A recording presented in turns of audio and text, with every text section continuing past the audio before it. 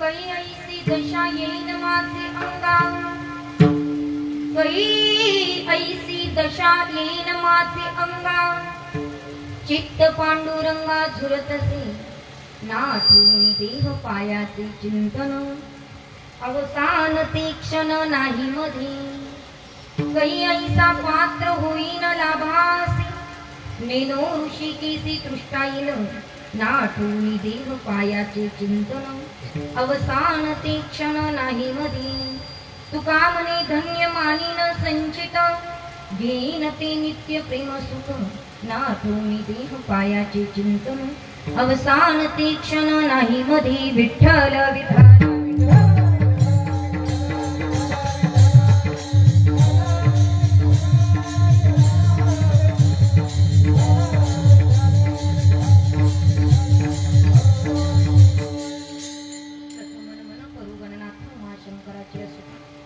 चरणावरी ठेवणी माथा साष्टांगे असा दंडवत, महायोग पीठे तटे भीमरथ्या, वरम पुंडरीकाय दातुं मुनीन्द्रे, समागत्य तिष्ठं समानन्दकन्दं, परब्रह्मलिङ्गं भजे पाण्डुरङ्गा।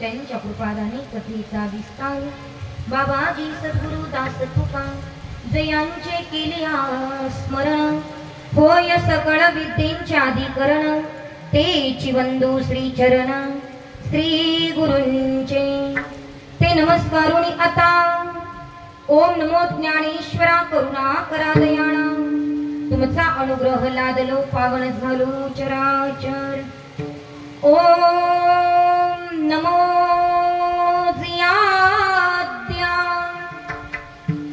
वेद प्रतिपाद्या, जय जय स्वसंवेद्या आत्मरूपा विठ्ठल विठ्ठल विठ्ठल।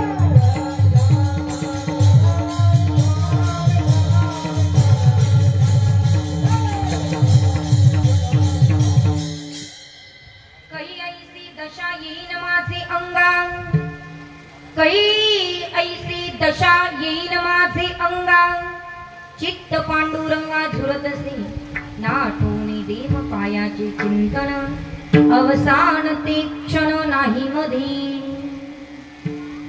प्रस्तुत प्राप्त प्रसंगी कीर्तन रूपी सेवेकरिता निवडलेला अभंग महान भागवत भक्त संत सम्राट विश्ववंद्य महाराष्ट्र भूषण जगद्गुरु जगदवंदनीय श्री संत तुकोबाराय यांचा अत्यंत महत्वाचा, बहुतेकांच्या परिचित असणारा, ओळखीचा असणारा, साधा सोपा 4 चरणाचा पण स्थितीपर प्रकरणातला अभंग आज या ठिकाणी उद्या रामनवमी आणि ती रामनवमी म्हणजे जन्मोत्सव आणि त्या महोत्सवाच्या निमित्ताने 1.5 दिवसीय कार्यक्रम म्हणून आजच्या या दिवसाकरता निवडलेला आहे. विठ्ठल विठ्ठल विठ्ठल.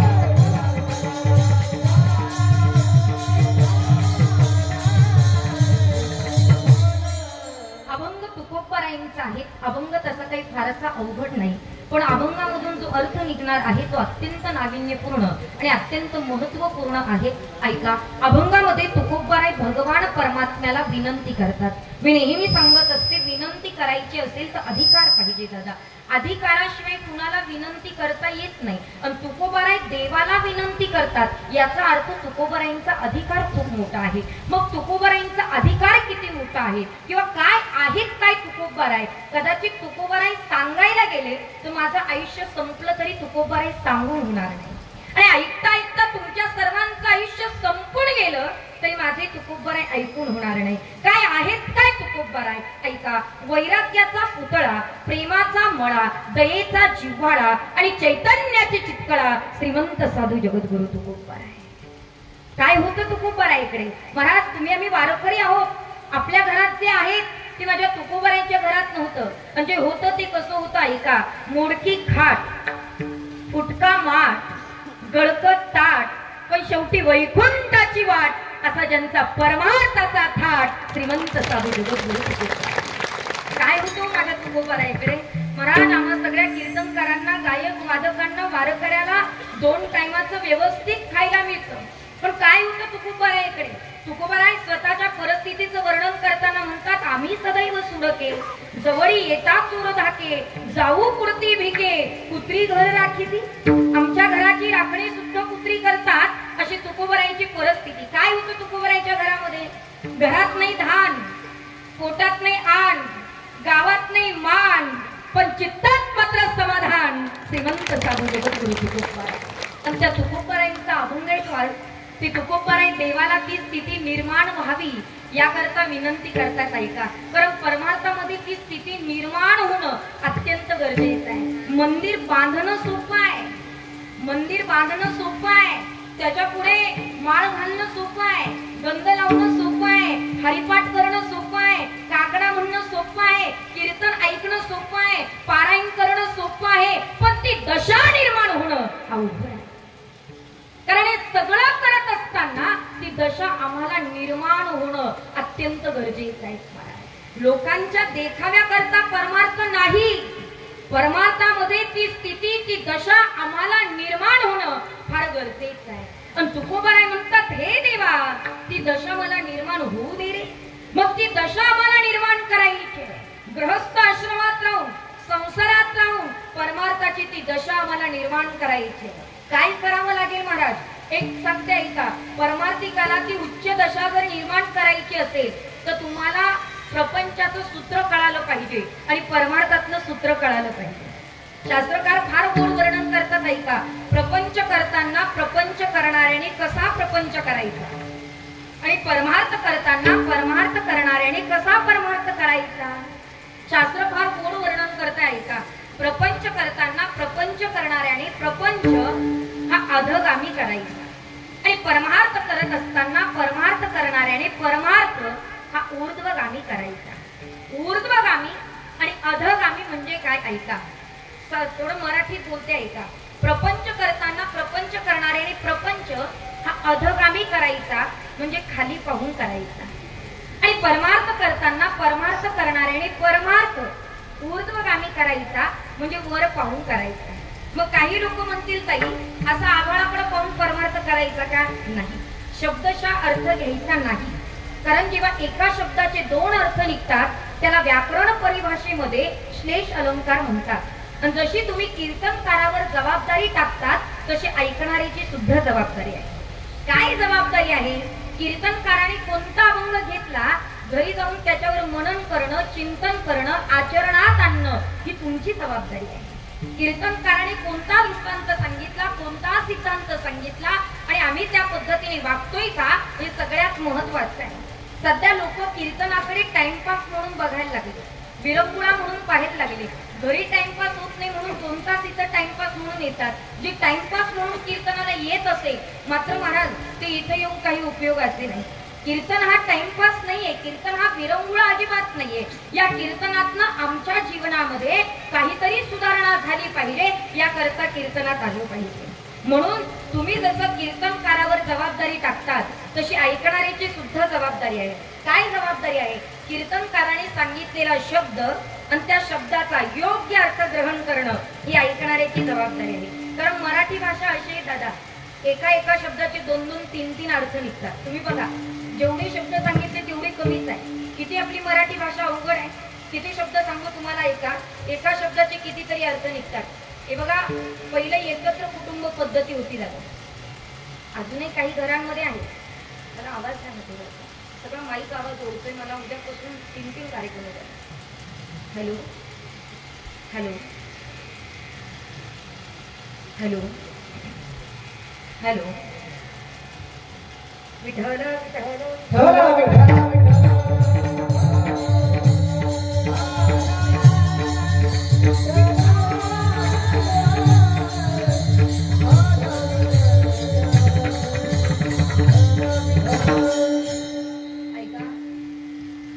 एका शब्दाचे 2-2 अर्थ निघतात. त्याच्यासाठी तुम्हाला सांगते, आपल्याचा दृष्टांत सांगते. ऐका, पहिले एकत्र कुटुंब पद्धती होती दादा, आता एकत्र कुटुंब पद्धतीच संपली.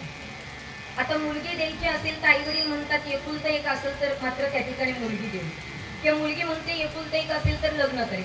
मग ज्याचे 2 त्यानं काही एक म्हसोबाला सोडायचा, फार मोठा प्रश्न आहे. पण तुम्हाला खोटं नाही सांगत महाराज, एकत्र कुटुंबात मुलगी पहिली लोक द्यायचे. का बरं द्यायचे? कारण एकत्र कुटुंबामध्ये सुसंस्कार रुजलेले असायचे, एकत्र कुटुंबामध्ये धाक, एकत्र कुटुंबामध्ये दबाव असायचा, एकत्र कुटुंबामध्ये मात्र संस्कृतीची जोपासना असायची. म्हणून एकत्र कुटुंबामध्ये मुलगी पहिली लोक द्यायची. असं एकत्र कुटुंब होतं एका ठिकाणी, 45 लोकांचं एकत्र कुटुंब. किती ऐकताय ना सगळे तुम्ही? ऐका, किती लोकांचं कुटुंब? 45 लोकांचं एकत्र कुटुंब. महिला मंडळ ऐका, 45 लोकांचं एवढं मोठं कुटुंब असताना त्या घरची सासू मोठी कडक होती. सासूनं कडक असणं सध्या काळाची गरज आहे. सध्याच्या सासा फार विचित्र आहे.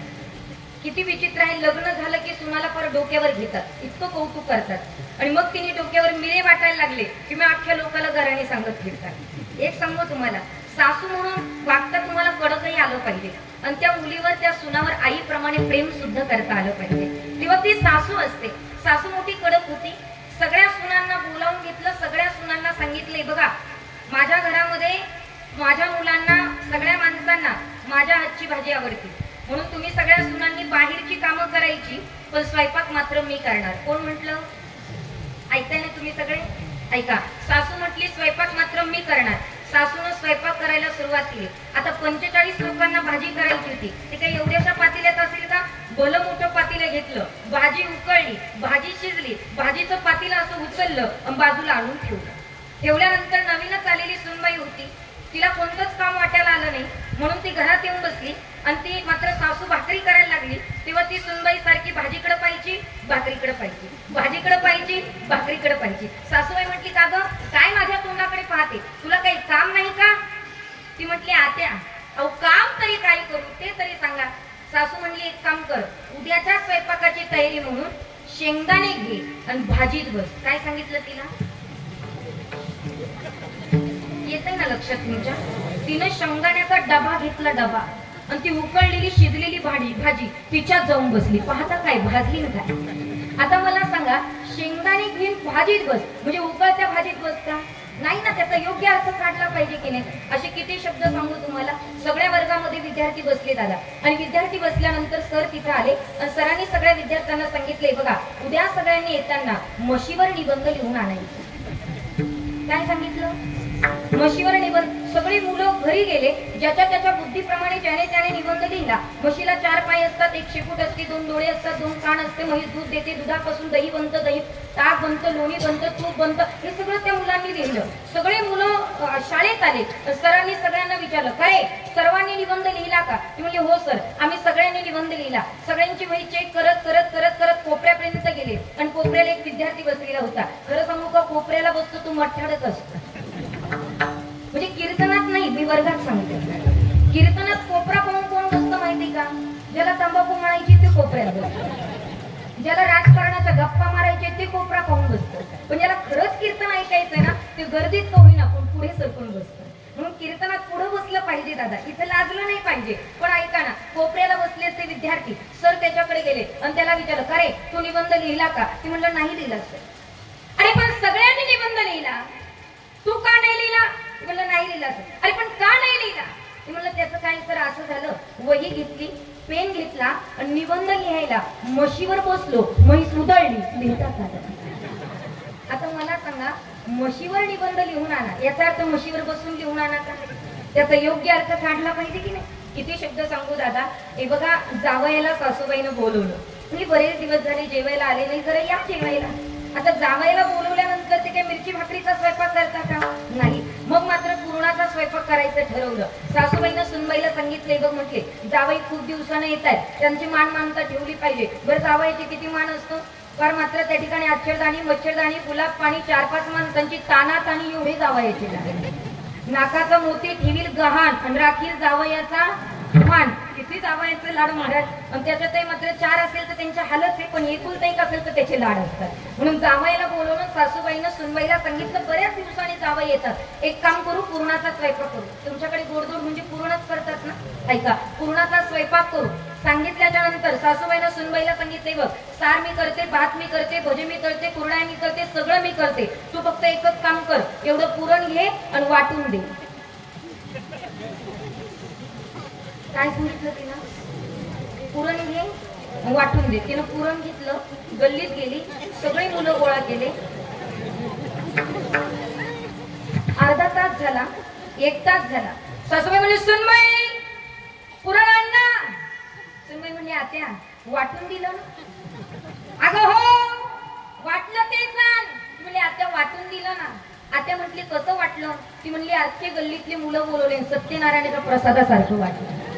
आता मला सांगा, पुरण घे आणि वाटून दे म्हणजे लोकांना वाटून दे का? नाही. त्याचा योग्य अर्थ ग्रहण केला पाहिजे की नाही? तसा प्रपंच अधगामी खाली पाहून करायचा आणि परमार्थ ऊर्ध्वगामी वरती पाहून करायचा. म्हणजे नेमकं कसं करायचं? प्रपंचात खाली पाहायचं आणि परमार्थात वरती पाहायचं. पण महाराज आपलं जे चाललंय ना ते सगळं उलट चाललंय हो.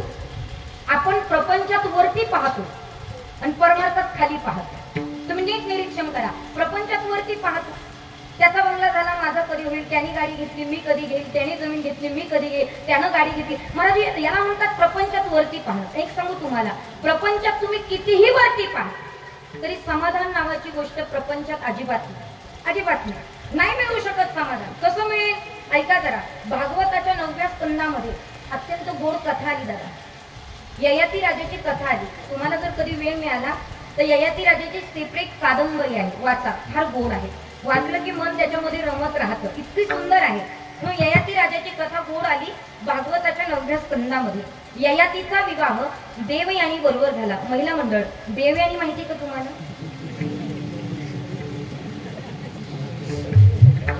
संग्रामची नाही बरं, तुमच्यासाठी काय पण अजिबात नाही, ते अजिबात नाही. मग कुठली देवयानी? ऐका, ही ऋषी मुनींची कन्या ती देवयानी. आणि देवयानी बरोबर ऐका जरा, ययातीचा विवाह झाला. आणि देवयानी बरोबर दासी म्हणून श्रमिष्ठा गेली. ती श्रमिष्ठा म्हणजे राजकन्या होती दादा. दिसायला इतकी सुंदर होती, इतकी गोरीपाण, इतकी सुंदर की ययातीची नजर त्या श्रमिष्ठेकडे गेली आणि श्रमिष्ठेमध्ये ययातीमध्ये संबंध प्रस्थापित झाला. आणि ते कळालं देवयानीला.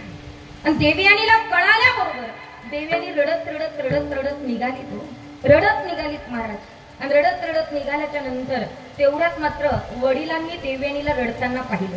आणि एक सांगू महाराज, बाप सगळं सहन करू शकतो पण मुलीच्या डोळ्यामध्ये पाणी बाप जास्त वेळ सहन करू शकत नाही. आणि मुलगी काय असते माहिती का? ते फक्त ज्या बापाला मुलगी आहे, ज्या बापानं कन्यादान केलं त्यालाच मुलीचं महत्व कळेल. ज्याला परमेश्वराने मुलगीच दिली नाही ना त्याला मरेपर्यंत महत्व कळू शकत नाही. महाराज मुलगी सुखात असली तर बाप सुखामध्ये, मुलीच्या डोळ्यात पाणी असलं तर बाप रात्रभर झोपत नाही दादा. आणि देवयानीला रडताना पाहिलं दादा ऋषीमुनींनी, आणि ऋषीमुनींनी विचारलं देवयानी काय झालं रडायला.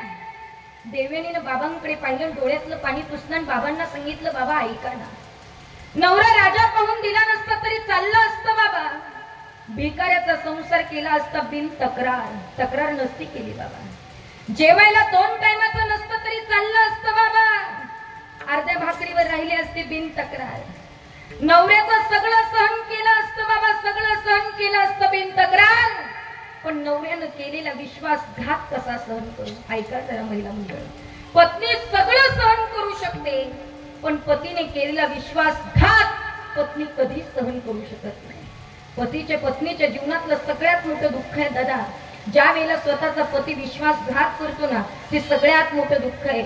इथे बसलेल्या सगळ्या महिलांनी कान जागे ठेवून ऐका. बऱ्याच महिला म्हणतात या पुरुषाने या स्त्रीचा प्रपंच उद्ध्वस्त केला. मी एक स्त्री असून तुम्हाला एक महत्वाचं कारण सांगेल ऐका. कुठलाही पुरुष स्वतःहून कोणत्याही स्त्रीचा प्रपंच उद्ध्वस्त करत नाही. एका स्त्रीचा प्रपंच उद्ध्वस्त करायला दुसरी स्त्रीच कारणीभूत असते. म्हणून इथं बसलेल्या सगळ्या महिलांना माझी विनंती आहे, विनंती आहे तुम्हाला सगळं करा पण एका स्त्रीचा प्रपंच कधी आपल्यामुळे उद्ध्वस्त होईल असं कधीच वागू नका. आणि इथं बसलेल्या पुरुष मंडळीला माझी विनंती आहे दादा, आपली पत्नी सोडून बाकीच्या सर्व स्त्रिया आपल्यासाठी आई बहिणीप्रमाणे आहे ही वृत्ती तुमच्यात ठेवा. जीवनातला परमार्थ साकार झाल्याशिवाय काय परमार्थ म्हणजे हे बहुतेकांना कळालंच नाही. देव्यानी रडते बाबा सगळं सहन केलं असतो पण पतीने केलेला विश्वासघात कसा सहन करू. बाबांनी सगळं ऐकलं महाराज आणि ऋषी मुनींच्या मुखातनं श्राप बाहेर निघाला, हे यात अजन्म तुला वृद्धत्व प्राप्त होईल. आणि ययाती भर तारुण्यात वृद्ध झाला दादा, भर तारुण्यात अख्खा आयुष्य या म्हातारपणात कसं काढायचं. दिलाय कोणी श्राप कळालं आणि ययाती नीट निघाला आणि ऋषी मुनींना सांगितलं चुकलं माझं, मला क्षमा करा पण दिलेला श्राप मागे घ्या. मात्र ऋषी मुनींनी सांगितलं तोंडातनं गेलेला शब्द आणि दिलेला श्राप मागे घेता येत नाही. ययाती रडायला लागलात महाराज आणि देवयानीची नजर ययातीच्या डोळ्यातल्या पाण्याकडे गेलीत. महाराज ऐका ना, धर्मपत्नी काय असते महिला मंडळ ऐका. देवयानीनं पतीच्या डोळ्यातलं पाणी पाहिलं, कारण पत्नी सगळं सहन करू शकते पण पतीला जास्त वेळ रडलेलं पत्नी सहन करू शकत नाही. तिला धर्मपत्नी म्हणतात, ती धर्मपत्नी आहे तू. आणि डोळ्यात पाणी पाहिलं आणि मग म्हटली बाबा हो चुकले असेल माझं नवरा, चुकला असेल माझे पती, हो चुकतो तोच माणूस असतो ना, करा ना क्षमा, दिलेला श्राप मागे घ्या ना. मुलीचं बोलणं ऐकलं आणि ऋषी मुनींना सांगितलं ऐक माझी मुलगी म्हणते म्हणून हे करतोय, तू आता एक काम कर मी तुला उशाप देतो, कोणाचं तरी तारुण्य घे, तुला घेता येईल तारुण्य पण ऐक तू राजा आहे, कोणावरही बळजबरी करशील कोणाचे तारुण्य आणशील जमणार नाही. ज्याचं तारुण्य घ्यायचं तो तुझ्या घरातला असला पाहिजे. आता विचार केला कोणाचं तारुण्य घ्यायचं. ययातीनं सगळ्या मुलांना बोलून घेतलं महाराज स्वतःच्या, सगळ्या मुलांना ययाती म्हणतो ऐका, ययाती म्हणतो हे पोराओ तुमचं तारुण्य तुम्ही मला द्या. काय बाप आहे तू, तुमचं तारुण्य तुम्ही मला द्या, मी संसार करतो पण तुम्ही वाऱ्या करा. काय बाप आहे. सगळ्या मुलांनी पावलं मागे घेतली. एका मुलाचं नाव होतं पुरू. पुरूनं सांगितलं बाबा मागून मागून काय मागितलं, तारुण्य दिलं. पुरूचं तारुण्य ययातीनं घेतलं. थोडा नाही फिरका नाही 10,000 वर्ष संसार केला. किती ऐकताय का सगळे तुम्ही, किती वर्ष संसार केला, 10,000 वर्ष संसार केला तरी त्या संसारामध्ये समाधान नावाची गोष्ट मिळाली नाही. आणि ययातीनं विचार केला अरे 10,000 वर्ष संसार करून सुद्धा माझा विषय भोग पूर्ण झाला नाही, अशा प्रपंचाला मी तिलांजली वाहतो. कारण तो प्रपंच कितीही केला तरी विषय भोगामध्ये तृप्ती नाही. विषय भोगिता कोण तृप्त झाला.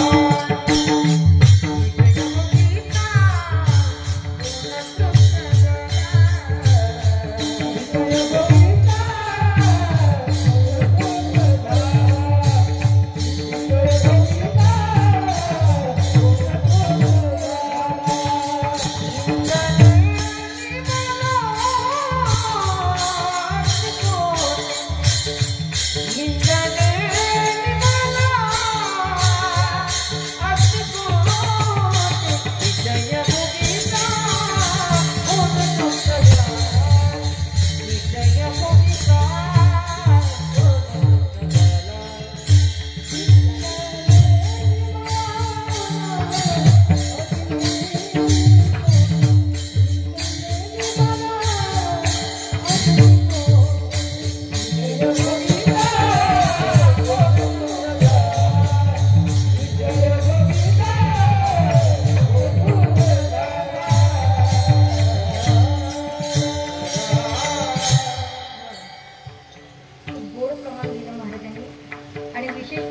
विषयाला धरून दिलं म्हणून मला बरं वाटलं. ऐका, विषय भोगीता कोण तृप्त झाला, इंधने निमाला अग्नी कोठे. म्हणजे ऐका, विषय कितीही भोगला तरी त्याच्यात तृप्ती नाही. जसं अग्नीमध्ये इंधन टाकलं की तो भडका घेतो, तसा विषय भोग आहे, कितीही भोगला तरी तो परिपूर्ण नाही. म्हणून प्रपंच कसाही करा आणि कितीही करा तरी तो पूर्णत्वाला जाऊ शकत नाही. म्हणून प्रपंचात खाली पाहणं गरजेचं आहे, खाली पाहणं गरजेचं आहे. पण आमचं मन असं आहे ना की आम्हाला नेहमी दुसऱ्याचं चांगलं वाटतं पण आमचं चांगलं वाटत नाही. मग विचार करण्यासारखी गोष्ट आहे. मनाचं काय घेऊन बसलात? इथं तुम्ही सगळे बसलात, खरं बोलतात ना तुम्ही? नाही बोलतात ना? बरोबर आहे. प्रभू रामचंद्रांच्या या नगरामध्ये आपण बसले म्हटलं खरंच बोला, खरं सांगा, अगदी खरं बोलायचं बरं का. तुमच्या मनाला असं वाटत नाही का आपण महाराष्ट्राचं मुख्यमंत्री व्हावं?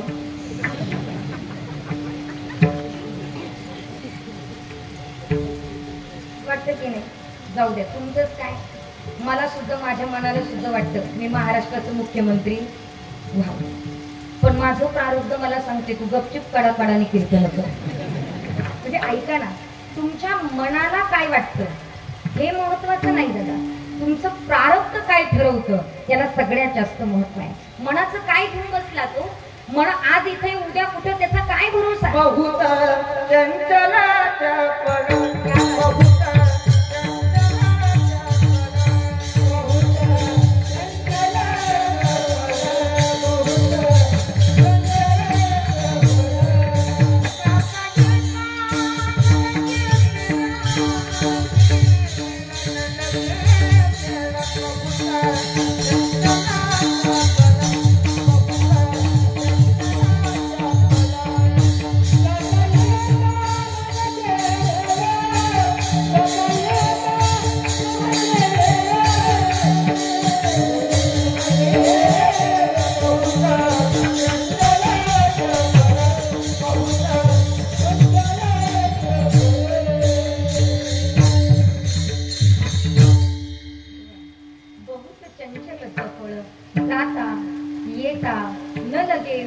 त्याला यायलाही वेळ लागत नाही, जायलाही वेळ लागत नाही. कुणाला?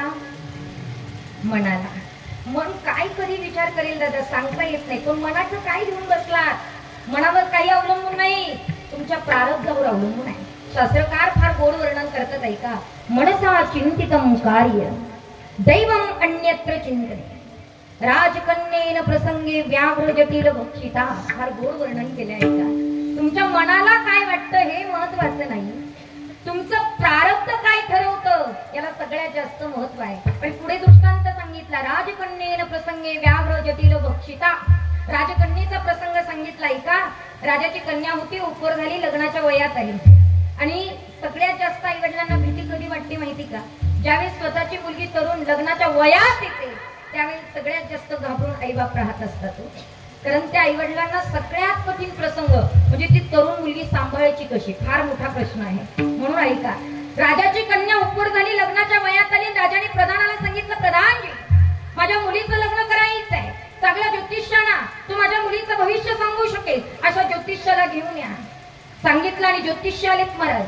ज्योतिष्याला बसायला पाठ तिला खानपान झालं आणि झाल्याच्या नंतर राजाने विचारलं, माझी मुलगी उपवर झाली, लग्नाच्या वयात आली, तिचं कसं होईल, काय होईल, कोणाच्या घरात जाईल, तिचं कोणाला कोणता नवरा मिळेल, कसा मिळेल, हे सगळे प्रश्न राजा विचारायला लागला.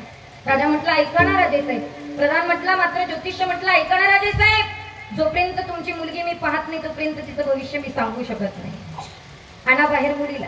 राजआज्ञा झाली, मुलगी बाहेर आली महाराज. इतकी सुंदर होती दिसायला, आता काय सांगू तुम्हाला, इतकी सुंदर होती, इतका गोरापान कलर होता की पान जरी खावं तरी पानाची लाली दिसावी इतकी सुंदर दिसायला मुलगी होती महाराज. इतकी सुंदर की तो ज्योतिष्य आला होता ना भविष्य सांगायला, तो ज्योतिष्य त्या मुलीकडे पाहत राहिला. पापणी सुद्धा लवली नाही तिच्याकडे पाहताना. आणि ज्योतिष्याने मनातली मनात विचार केला, कशाला कोणाला देतोय, मलाच दिली तर काय बरं. विचार केला पण कसं म्हणायचं राजाला. आणि मग आता मुलगी तर आपल्याला पाहिजे, पण आता त्याने द्यावं याच्यासाठी काय करावं. त्याने युक्ती लढवली. असं तर राजा देणार नाही, त्याच्यासाठी काहीतरी युक्ती करावी लागेल. असा चौकन आखला, सगळे मंगळ गुरु सगळे एकत्र केलं आणि राजाला सांगितलं, राजे साहेब तुमची ही मुलगी कुळाचा नाश करणारी आहे. ज्या घरात जाईल तिथे अवदसा येईल, ज्या घरात जाईल त्याचं नुकसान होईल. आणि हिला जर घरात जास्त दिवस ठेवलं तर एक तर आई तरी मरल, नाही तर बाप तरी मरल. राजाचे डोळे पांढरे झाले दादा. काय करायचं? राजा म्हटलं मग आता हिचं काय करायचं? तेवढ्यात मात्र ज्योतिष म्हटलं हिला काही मारू बिरू नका, एक काम करा, हिला मारू नका, लाकडी पेटार घ्या, पेटाऱ्यात तुमची पोरगी टाका आणि पेटार नदीला सोडून द्या. इतका हुशार होता ज्योतिष की नदीच्या कडेलाच त्याचं झोपलं होतं. त्याला वाटलं पेटारे येऊन येऊन कोणाकडे येईल, आपल्याकडे येईल. तो सांगितलं, तो निघून गेला. राजा उदास झाला, नाराज झाला आणि प्रधानाने विचारलं, राजेसाहेब झालं तरी काय हो, का बरं उदास आहात? राजाने घडलेला प्रसंग सांगितला. प्रधान म्हणला, काही टेन्शन घेऊ नका, चिंता करू नका, दुसरा ज्योतिष आणतो. दुसरा आणला, अभ्यासू व्यक्ती महत्व होतं. त्यानं मुलीला पाहिलं, सांगितलं 2 कुळाचा उद्धार करणारी आहे, जिथं जाईल तिथे आई वडिलांचं नाव कमवेल, तुमची मुलगी फार चांगली आहे, लक्ष्मीच्या पावलाने दुसऱ्याच्या घरात जाईल. राजानं ते सगळं ऐकलं, आनंद झाला आणि राजा प्रधानाला म्हटला, मग पहिल्या ज्योतिषाचं काय करायचं? प्रधान म्हटलं, त्याचं काय करायचं ते माझं मी पाहतो. कारण ते पहिल्यापासून चालत आलं दादा. काय, पहिलं राजापेक्षा प्रधान हुशार आणि आता मंत्र्यापेक्षा त्याचा पिये जास्त हुशार. किती खडी खायची, किती डांबर खायचं ते फक्त पियेला माहित असतं. म्हणून वशीला मंत्र्याला लावायचं नाही, त्याच्या पियेकडे जायचं, लक्षपूर्वक आहे. म्हणून प्रधान हुशार. प्रधान म्हटलं, त्याचं काय करायचं ते माझं मी पाहतो. लाकडी पेटर आणलं, पेटर दादा जिवंत पिसळलेला वाघ धरून आणला, पेटाऱ्यात बंद केला, पेटर नदीला सोडून. ही वाटच पाहून होतं ना दादा. यानं ते पेटर पाहिलं आणि इतका आनंद झाला, काय सांगू तुम्हाला, की इतकं थांबवलं की धोत्रासहित पाण्यात उडी घेतली. पेटर पळालं, पाण्यात उडी घेतली आणि घेतल्याच्या नंतर असं पेटर वरती काढलं. वरती काढल्याच्या नंतर याच्या मनाने चिंतन केलं, राजकन्या मला मिळाली, इतकी सुंदर बायको मला पत्नी मिळाली. याच्या मनाने चिंतन केलं, पेटार वरती काढलं, भला मोठा दगड घेतला, पेटारेवर टाकला. 4-5 दिवसाचा गुदमरलेला वाघ, उपाशी वाघ, त्यानं जसं तोंड काढलं तसं याचं नरडच भरलं. प्रसंग संपला. याच्या मनानं चिंतन केलं होतं राजकन्या मिळाली पाहिजे, पण याच्या प्रारब्धानं चिंतन केलं होतं याचा मृत्यू झाला पाहिजे. म्हणून राजकन्येनं प्रसंगे व्याघ्र जटिल भक्षिता. म्हणून तुमचं मनाला काय वाटतं हे महत्वाचं नाही, तुमचं प्रारब्ध काय ठरवतं याला सगळ्यात जास्त महत्व आहे. तरी आपलं मन व्याकुळ होतं, आपल्याला असं वाटतं मी माळ घालून, गंध लावून, सगळा परमार्थ करून आपल्याकडे देव काही देत नाही आणि हे मात्र दरोडेखोर, हे भ्रष्टाचारी, तरी याच्याकडे संपत्ती का बरं, असा विचार येतो कधी कधी. त्याच्याच घरात संपत्ती वानाकडे संपत्ती आणि माझ्याकडे का नाही? याचं कारण असं आहे दादा. ज्ञानोबाराय म्हणतात, भाग्याची नि बडसे, उद्यमाची निमिसे, संपत्ती जाता पैसे घरी.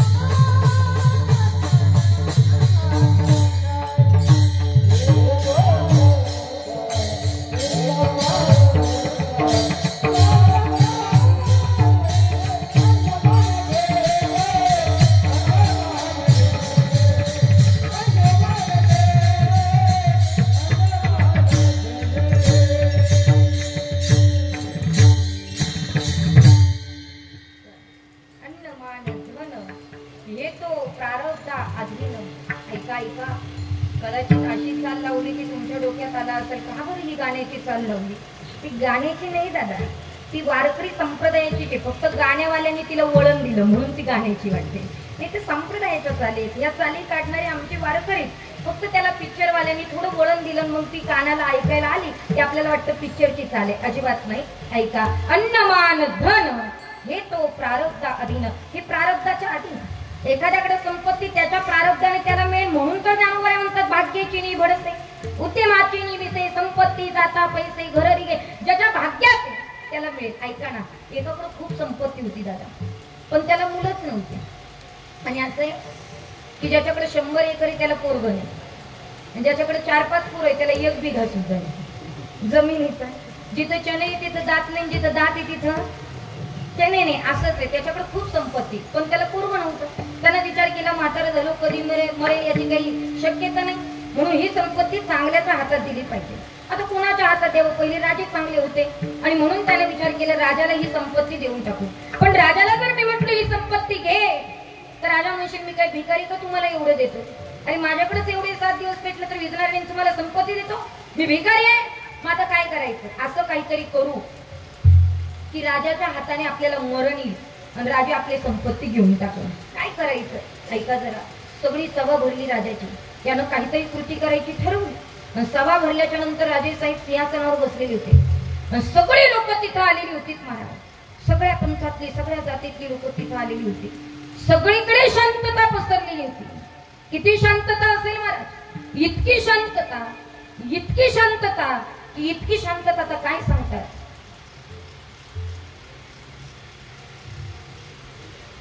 एवढी शांतता होती तिथे. मला एवढंच सांगायचं आहे का, इतकी शांतता होती. आणि असताना राजेसाहेब सिंहासनावर होते. यानं विचार केला आपली चुकी झाली पाहिजे, राजानं आपली संपत्ती घेतली पाहिजे. महाराज हा तिथं गेला. यानं काय केलं ऐका ना, सिंहासनावर राजेसाहेब बसलेले होते, यानं पायातली चप्पल काढली आणि नाही म्हणून राजाच्या मारून फेकली. फेकल्याच्या नंतर राजाचा मुकुट खाली पडला. पडल्याच्या नंतर अख्खी लोक त्याला मारायला धावली. सगळी लोक त्याला मारायला लावली. पण राजाची नजर त्या मुकुटाकडे गेली. पाहत होतो काय, मुकुटावर भला मोठा विंचू नांगीवर करून बसला होता. राजा म्हटलं बाबू एवढा मोठा विंचू, अरे हा भाग्यवान नसता तो विंचू डोक्यावर असता. विंचू डोक्यावर असता तर तो आतमध्ये गेला असता. आतमध्ये गेला असता तर त्यानं मला डंका मारला असता. हा भाग्यवान होता म्हणून मी वाचलो. आणि मग त्या लोकांना सांगितलं याला मारू नका, याच्यामुळे मी वाचलो, याला मारू नका. प्रधान म्हटलं मग याचं काय करायचं? राजा म्हटलं एक काम करा, 40,000 मोहरा घ्या आणि याला दान करून टाका. कळतंय का मी काय सांगते? हे द्यायला आलं होतं पण याच्या प्रारब्धात आणखी होतं, याला आणखी मिळालं. आणि एखाद्याच्या प्रारब्धात नसेल ना दादा, नसेल ना, आणि तो नको नको आणि हा हा म्हटला तरी त्याला मिळू शकत नाही. आणि देवाने जरी द्यायचा प्रयत्न केला तरी मिळू शकत नाही. झालं काय, शिव पार्वती रस्त्याने निघाले आणि निघाल्याच्या नंतर पुरून दरिद्री माणूस येत होता. आणि दारिद्र्य ही अवस्था कोणाच्या जीवनात येऊ नये दादा. 4 दुःख आहे. दरिद्री माणूस जिवंत असून मेल्यात जमाय. दुसरं दुःख, महामूर्ख माणूस जिवंत असून मेल्यात जमाय. तिसरं दुःख, महारोगी माणूस जिवंत असून मेल्यात जमाय. आणि चौथं दुःख, प्रवासी माणूस जिवंत असून मेल्यात जमाय. त्या प्रवाशांमध्ये आमच्या कीर्तनकारांचा, कलाकारांचा नंबर लागतो दादा. लोक आम्हाला म्हणतात ती एवढले पाकिट काय करायचं. लोक एवढले डेंजर आहेत दादा. येताना 1000 कोणी करतात, पण एकदा का पाकिट नारळ दिलं का काही घाटात गेल्या का कुणीकडे गेल्या काही घेणं देणं. म्हणून एक सांगू, 2-2 किलोमीटर माणसं पायी जातात, गाडीवर जातात दादा. आणि ऍक्सिडेंट मध्ये मरणारी माणसं मी पाहिली. पण रात्रभर आम्ही प्रवास करतो, पण आजपर्यंत केसालाही धक्का लागला नाही. याला कारण फक्त माझ्या पांडुरंगाची कृपा आहे, दुसरं कारण नाही.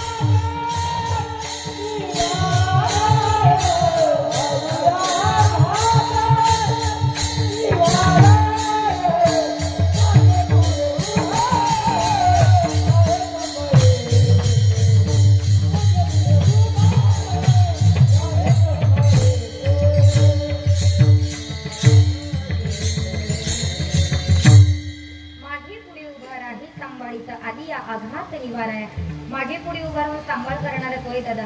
दुसरं दुःख महारोगी माणूस, प्रवासी माणूस, जिवंत असून मेल्यात जमाय. मी पहिल्या दुःखाचं वर्णन करते ऐका. दरिद्री माणूस रस्त्याने निघाला. शिव पार्वतीने पाहिलं आणि पार्वतीने सांगितलं देवादिदेव महादेव याला काहीतरी देऊन टाकावं. देवाला सांगितलं आहे बाबा देऊन उपयोग होणार नाही, कशाला आग्रह करते.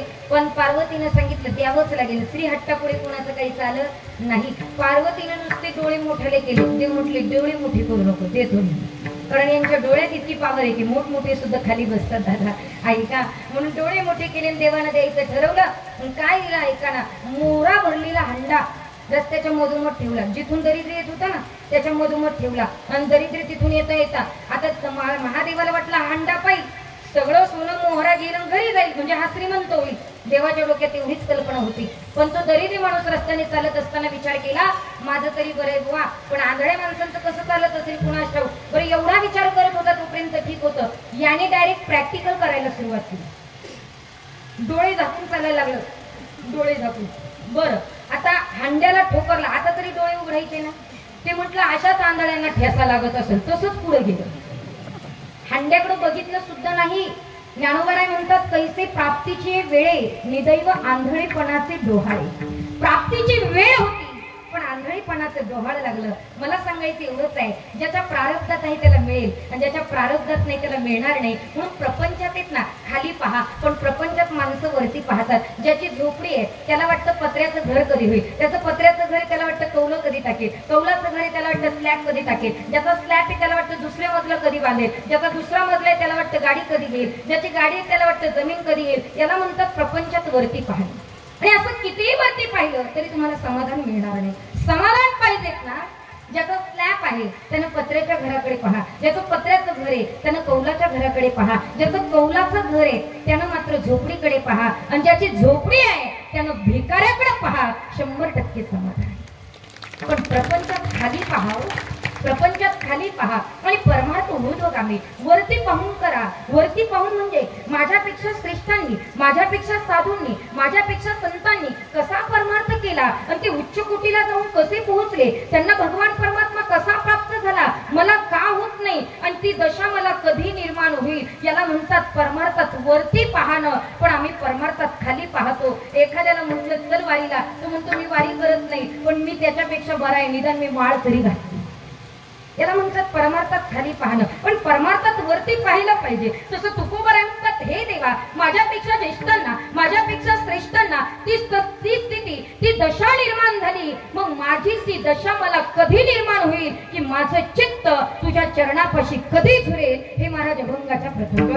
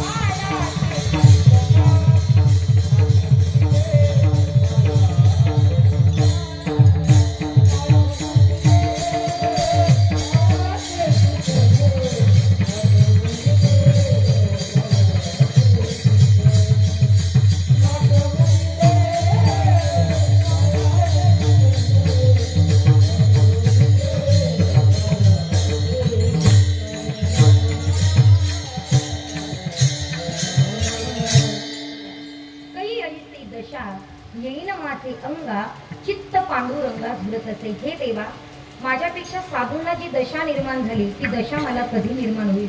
आणि आजच्याच दिवशी आम्ही देवाला विनंती करू शकतो दादा, कारण उद्या भगवंताचा जन्म आहे आणि देवाला विनंती करण्याचा अधिकार तुम्हाला आम्हाला आहे. कारण आज ज्या निमित्ताने कीर्तन आहेत ना, ती सत्यनारायण पूजा, कारण त्या सत्यनारायणाला पहिल्यांदा विनंती करावी लागते. हे भगवंता दीनदयाळा,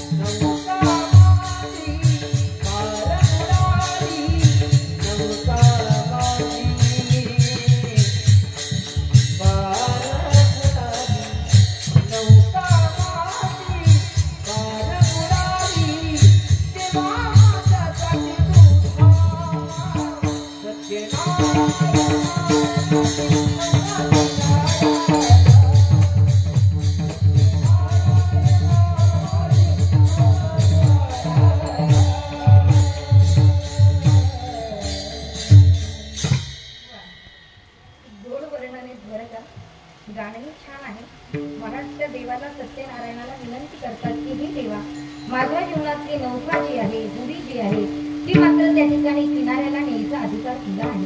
म्हणून सत्यनारायणाची पूजा पहिल्यांदा करावी लागते, कारण उद्या भगवंताची जयंती आहे, जन्म उत्सव आहे. आणि मग तो उद्याचा मोठा पर्वकाळ आहे महाराज.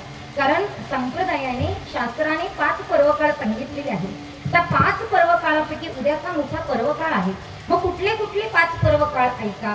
कदाचित तुम्हाला सगळ्यांना माहित असेल तरी सुद्धा रिपीट करते ऐका. नृसिंह जयंती पर्वकाळ आहे, वामन जयंती पर्वकाळ आहे, जन्माष्टमी पर्वकाळ आहे, श्रीरामनवमी पर्वकाळ आहे आणि उत्तमात उत्तम महाशिवरात्री पर्वकाळ आहे. हे 5 पर्वकाळ तुमच्याकडनं व्रतासहित घडणं अत्यंत गरजेचं आहे. कारण या पर्वकाळाला कसं मात्र त्या ठिकाणी पाळायचं हे आम्हाला कळालं पाहिजे. याला पर्वकाळ का म्हटलं याच्याही मागे शंका आहे. कारण इतर दिवसांमध्ये खूप सेवा करावी लागते आणि तेव्हा देव थोडंसं देतो, पण पर्वकाळामध्ये थोडं जरी चिंतन केलं तर देव आयुष्यभर पुरेल इतकं देऊन जातो. म्हणून या पर्व काळामध्ये नामचिंतन घडणं, व्रत वैकल्य घडणं अत्यंत गरजेचं आहे. म्हणून श्रीरामनवमीचं व्रत आहे. पर्व काळ म्हटले महाराज, जसा एकादशीचा व्रत करतो तशी श्रीरामनवमी करावी लागते. नाही तर काही काही अर्धवट रामनवमी धरतात, म्हणजे 12 वाजता जन्म झाला की सोडून देतात. काही काही रात्रीचीच गोकुळाष्टमी 12 वाजता सोडून देतात. 12 वाजता सोडून चालत नाही, तो पर्व काळ आहे. जशी एकादशीचा व्रत करतो तसा त्या पर्व काळाचा व्रत करायचा असतो. मग नुसता उपवास कशाचा करायचा आहे का? काही काही लोक म्हणतात ताई मी दिवसभर उपवास केला. कसा केला? म्हणे मी अन्नाचा कणही ग्रहण केला नाही, मात्र त्या ठिकाणी मी असा उपवास केला. पण एक सांगते ऐका, नुसता अन्नाचा उपवास करू नका. उद्या पर्व काळ आहेत ना रामनवमी, तर उद्या तुम्ही उपवास कसा करा ऐका.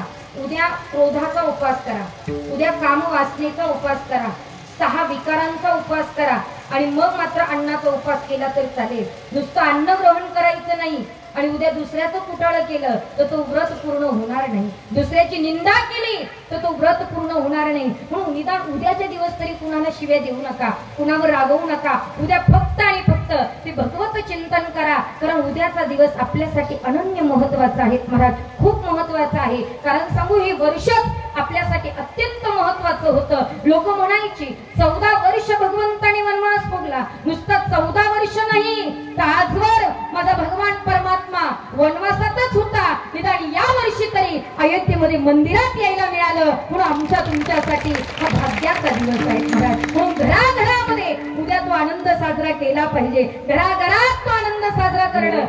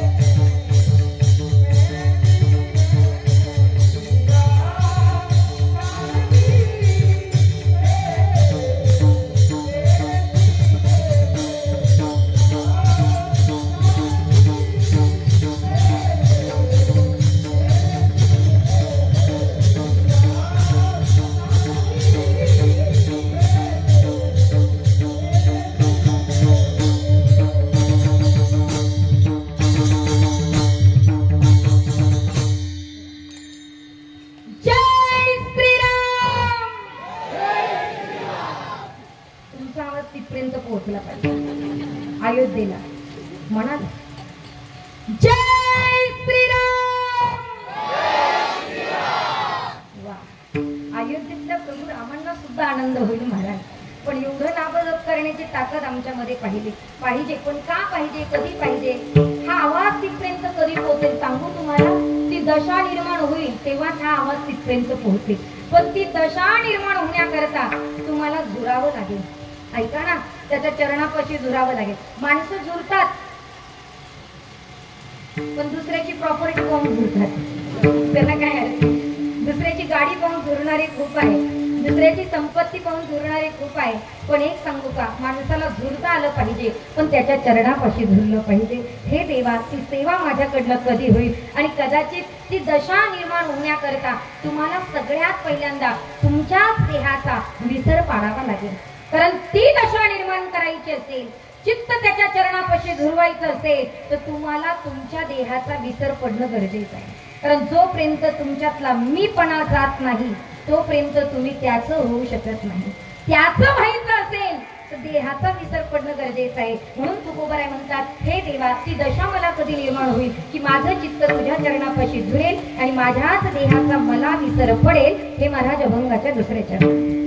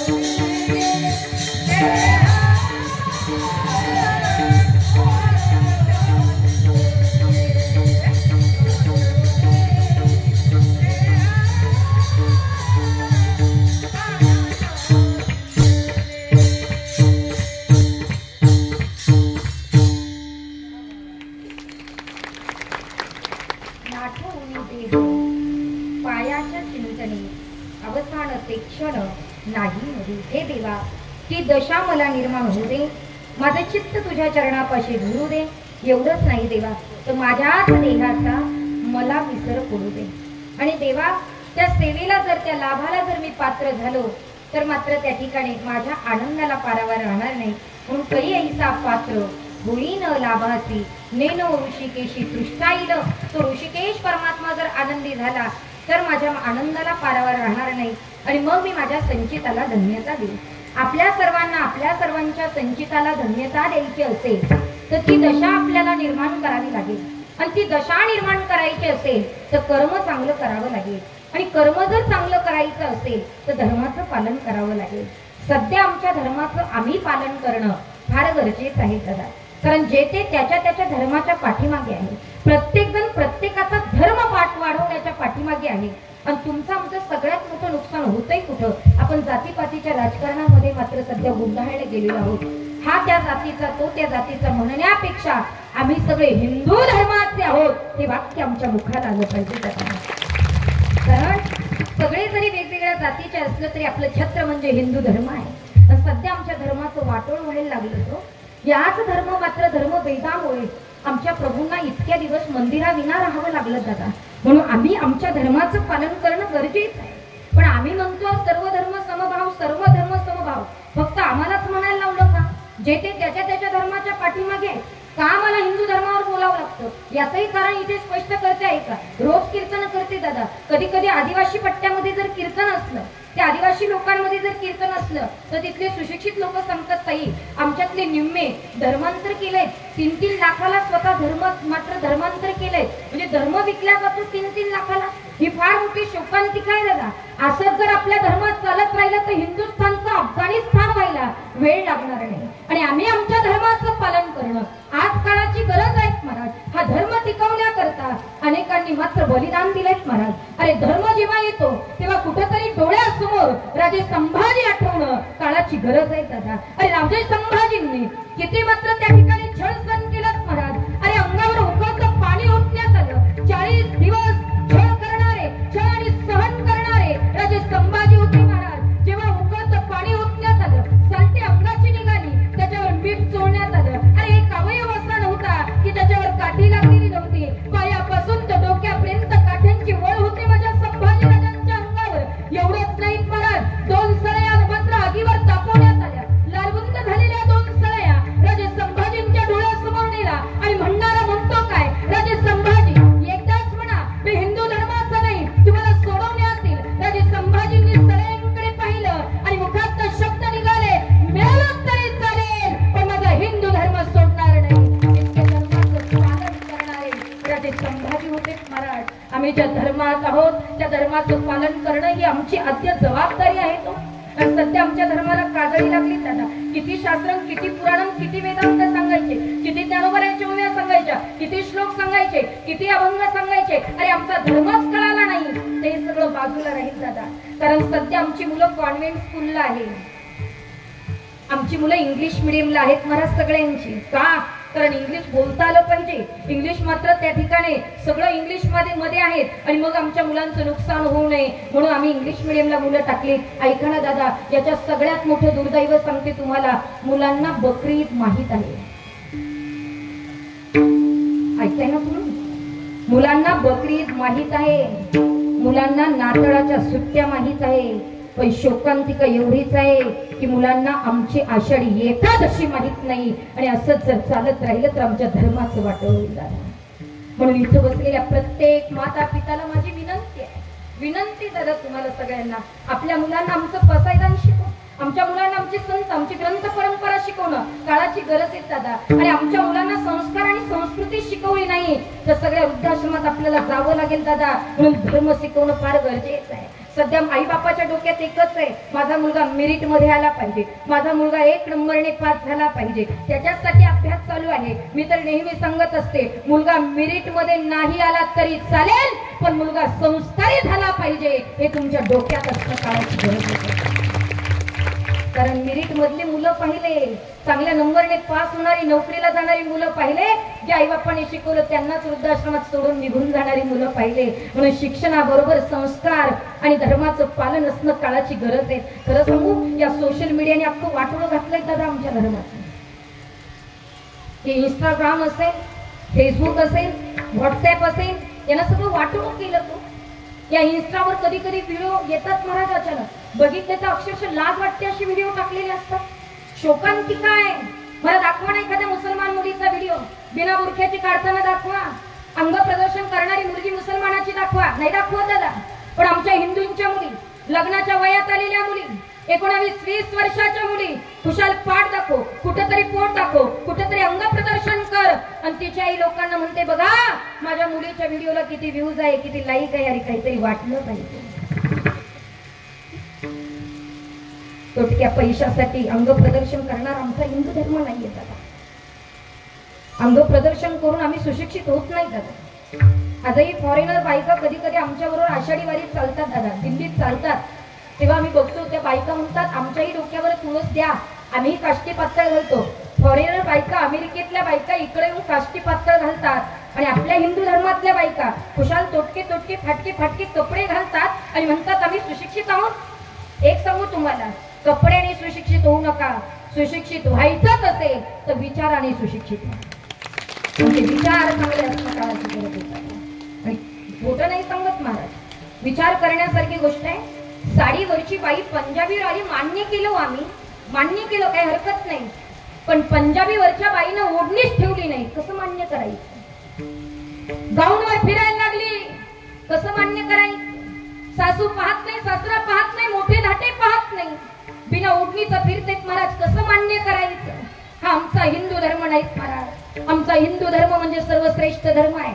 मी अनेकदा सांगत असते, एकदा चुकतोय त्याला नादान म्हणतात, दोनदा चुकतोय त्याला शैतान म्हणतात, बार चुकतोय त्याला पाकिस्तान म्हणतात, आणि सर्वांच्या चुका पोटात घालतोय त्याला हिंदुस्थान म्हणतात. अशा धर्मात आम्ही जन्माला आलोय, म्हणून आमच्या धर्माचं पालन करणं हे आमचं आद्य कर्तव्य दादा. म्हणून धर्माचं पालन करा. खोटं नाही सांगत, हे का बोलावं लागतंय आम्हाला. मात्र त्या ठिकाणी 15-20 दिवसापूर्वी एक व्हिडिओ पाहिलाच मी. त्या व्हिडिओमध्ये बघितलं, हिंदूंच्या 2 मुली कुशाल ड्रग सोडून एका टेकडीवर पडलेल्या दिसल्यात महाराज. आमच्या मुली हॉस्टेलला घातल्यानंतर त्या ड्रग सोडताय की दारू पितायत हे आईबापाला सुद्धा माहित नाही. म्हणून तुमच्या पायाला हात लावून विनंती आहे, आपल्या तरुण मुलीला जपा, धर्माचं पालन करा, म्हणजे कर्म चांगलं होईल. कर्म जर चांगलं केलं ना महाराज, आणि सद्भावाने जर भगवंताचं चिंतन केलं, देवाला आपलंसं केलं, गळ्यात माळ घातली, कपाळाला गंध लावला, तर तो संतुष्ट होईल, तो आनंदी होईल. आणि त्याला आनंदी केलं ना तर तुकोबाराय म्हणता, एकदा तो आनंदी झाला की आपल्या संचिताला धन्यता द्यायला आपण मोकळे. म्हणून महाराजांनी अभंगाचं शेवट केलं, तुका म्हणे धन्य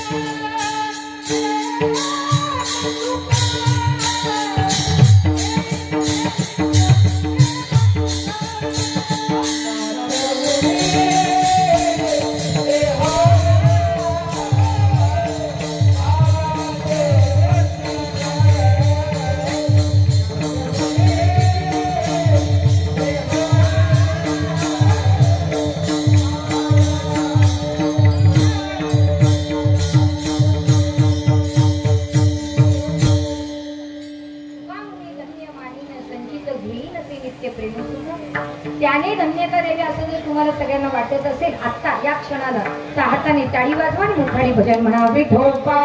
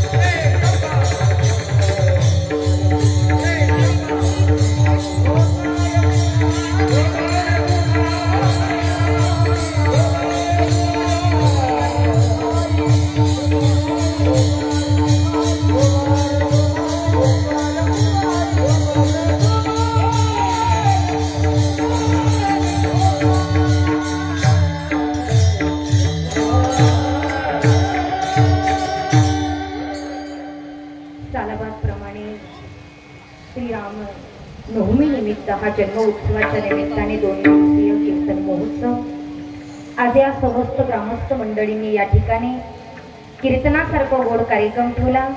अध्यक्ष उपाध्यक्ष सगळ्या सदस्य मंडळी करता एकदा जोरदार टाळी वाजवा। फार गोड नियोजन केलेलं आहे आणि माझ्या महिला मंडळाचं सुद्धा फार मोठं सहकार्य या कार्याला आहे म्हणून महिलांकरता एकदा तुम्ही जोरदार टाळी वाजवा। कारण हा खेळ नव्हे एकल्याचा एकट्याचा खेळ नाही महाराज म्हणून तुम्ही सगळं गाव मिळून इतकं सुंदर कार्य करतात। अखंड तुमच्याकडनं ही प्रभू रामचंद्रांची सेवा घडो ही ईश्वर चरणी प्रार्थना करते। समस्त ग्रामस्थ मंडळीचं या ठिकाणी मनापासून ऋण व्यक्त करते। आदरणीय ज्यांच्याकडनं मला निमंत्रण मिळालं ते आदरणीय आमचे प्रदीप भाऊ रवाणी त्यांचंही मी मनापासून या ठिकाणी ऋण व्यक्त करते। कारण त्यांचाच मला फोन येत होता ताई कुठपर्यंत आले कारण विचारपूस करणं फार गरजेचं असतं आणि प्रदीप भाऊंनी मला फार आधी कार्यक्रम दिलेला होता म्हणून त्यांचंही मी मनापासून या ठिकाणी ऋण व्यक्त करते। त्याच पद्धतीनं आदरणीय हरिभक्त परायण गायनाचार्य आमचे प्रसाद महाराज या ठिकाणी उपस्थित आहे। महाराजांचे मी मनापासून या ठिकाणी ऋण व्यक्त करते। आदरणीय हरिभक्त परायण आमचे प्रशांत महाराज पवार आणि आदरणीय हरिभक्त परायण आमचे कन्हैया महाराज त्यांचे मी मनापासून या ठिकाणी ऋण व्यक्त करते। आणि आमच्या समवेत आलेले आदरणीय हरिभक्त परायण आमचे आकाशजी महाराज त्यांचे मी मनापासून या ठिकाणी ऋण व्यक्त करते। कारण दोन्ही वादक फार गोड वाजवत होते, गायकही सुंदर गात होते, टाळकरी सुंदर टाळ वाजवत होते, सगळं काही सुंदर होतं। फक्त आज एवढंच होतं की गरम फार होत होतं पण एवढ्या गरमीमध्ये सुद्धा आपण छान गरमागरम कार्यक्रम केला कारण याला तुमचं सगळ्यांचं सहकार्य आहे। एवढ्या गरमीत तुम्ही नसते बसले तर आम्ही कसं कार्यक्रम केला असता म्हणून मात्र हा सगळा खेळ जमून आला तुमच्यामुळेही आणि म्हणून सर्व वादकांचं गायकांचं मनापासून ऋण व्यक्त करते। वादक अतिशय छान येतात कारण साजेसं वाजवतात मला फार बरं वाटलं नाही तर बऱ्याचदा कधी कधी कीर्तनकारापेक्षा आवाज मोठा करून मागतात आणि मग कीर्तनकाराचा आवाज दबून जातो आणि वादकानेच वाजवला असं मात्र लोकांना कळतं। तर सगळ्यांना सामावून घेणारे आणि साजेसं वाजवणारे वादक होते मला आनंद वाटला। गायनाचार्याचा अतिशय त्यांच्यासाठी सुद्धा जोरदार टाळी वाजवा वादकांसाठी आणि म्हणून सगळे टाळकरी गुणीजन मंडळी या ठिकाणी बरीचशी कीर्तनकार महाराज मंडळी आहेत आपल्या सर्वांचं मी मनापासून या ठिकाणी ऋण व्यक्त करते. त्याच पद्धतीनं या ठिकाणी बाळ गोपाळ उभे आहेत, त्यांच्याही करता जोरदार टाळी वाजवा. कारण धन्य माता पिता तयाच या त्यांच्या आईवडिलांना धन्यता आहे.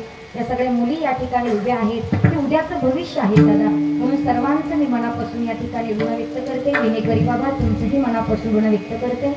त्याच पद्धतीने माझे पतिदेव या ठिकाणी उपस्थित आहे, सतीश महाराज जगताप, त्यांचेही मनापासून ऋण व्यक्त करते. आमचे बंधू अमोल भाऊ उकारडे त्यांचेही मनापासून ऋण व्यक्त करते. या परिसरामध्ये पहिल्यांदाच माझं येणं ज्यांच्यामुळे झालं होतं ते आदरणीय आमचे दीपक भाऊ या ठिकाणी उपस्थित आहेत. हा महिमा मंडप अगदी त्यांच्याकडेच माझा कार्यक्रम होत असायचा आणि सुंदर नियोजन त्यांचंही असतं. दीपक भाऊंचे मी मनापासून ऋण व्यक्त करते. साऊंड सिस्टीम उत्तम, ऑपरेटिंग छान, आपलंही मनापासून या ठिकाणी ऋण व्यक्त करते. आणि सर्वात महत्त्वाचं आमचे दोन्ही बलदार चोपदार त्यांच्याकरता एकदा जोरदार टाळी वाजवा. कारण ते चांगले असलेला महाराज कोणी जागेवरून उठत नाही आणि म्हणून ते ताकदवान असणं गरजेचं आहे. त्यांची ताकद फार आहेत आणि सगळ्यात महत्त्वाचं त्यांचं पाठा सुद्धा छान आहेत. मला आनंद वाटला. नुसतं वजन पाहून चोपदार करायचं नाही तर परमार्थातलं वजन सुद्धा पाहिजे, तेव्हा तो वजनदार चोपदार होत असतो. म्हणून परमार्थात सुद्धा वजन आहे दादा तुमचं असो. आपलंही मनापासून ऋण व्यक्त करते. आपण सगळे पंचक्रोशीतून आलेली मंडळी आपल्या सर्वांचं मनापासून ऋण व्यक्त करते. त्याच पद्धतीनं गेली 2 तासापासून दादा आपण शूटिंग करताय. आपलंही मनापासून ऋण व्यक्त करते. मंदिरात बसलेले, आजूबाजूला बसलेले ज्यांनी बडबड गडबड केली त्यांचं सुद्धा मनापासून ऋण व्यक्त करते. कोणी झोपला असेल तर त्यांचं सुद्धा ऋण व्यक्त करते. आणि जे नुसते जेवण करून घरी निघून गेले त्यांचं सुद्धा ऋण व्यक्त करते. काही नुसते भोजनासाठीच येतात दादा, पण त्यांच्या प्रारब्धात भोजन नसतं आपण तरी काय करणार. म्हणून आपल्या सर्वांचं मनापासून ऋण व्यक्त करते. उद्या श्री रामनवमी आहे. उद्या प्रत्येकानं घरावर गुढी उभारा, मात्र त्या ठिकाणी आनंदाने श्री रामनवमी साजरी करा. रामाचा जप करा, कारण जिथे रामाचा जप आहे तिथं काळ सुद्धा येत नाही. म्हणा सुखे शिव ब्रह्मानंदा राम नाम गाऊ सदा, तिने नोहे बाधा काळ दूत यमाची सुद्धा बाधा राहत नाही. म्हणून प्रत्येकानं उद्या नामजप करा. कोणाचं वाईट लेखू नका, मनात कपट आणू नका, द्वेष धरू नका, काहीच नाही. व्रत सगळ्या बाबतीत करा. आणि आता सगळ्यांनी हात वरती करा. टाळी वाजून आपण संत श्रेष्ठ विश्वगुरु निवृत्तीनाथांचं भजन घेऊया. सगळ्यांच्या हात मला वरती पाहिजे. उभे असणारे, बसणारे, मंदिरात असणारे सगळ्यांनी वरती हात करायचे. महिला मंडळ जोपर्यंत सांगत नाही तोपर्यंत हात खाली कोणी करायचे नाही. केले तर मी उठून उभं राहून भजन म्हणायला लावून. ऐका, सगळ्यांनी वरती हात करून भजन गोड म्हणायचे. निवृत्ती राया माझा निवृत्ती राया,